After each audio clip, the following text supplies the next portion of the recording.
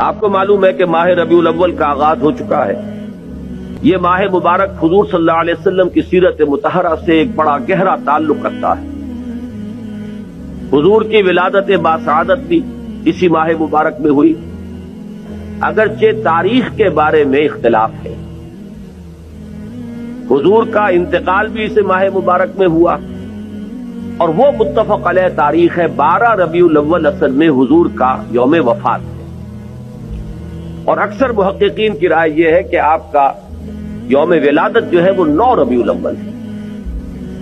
یہی وجہ ہے کہ مجھے یاد ہے کہ ہمارے بچپن میں اس دن کو جو لوگ کچھ تھوڑا بہت مناتے بھی تھے تو 12 وفات کے نام سے در حقیقت یہ نام یاد کیا جاتا تھا۔ حضور صلی اللہ علیہ وسلم کی وفات کا دن ہے، کچھ کھانا پکا کر کچھ غریبوں کو مساکین کو کھلانا، یہ در حقیقت چیز تھی کہ جو اب ہوتے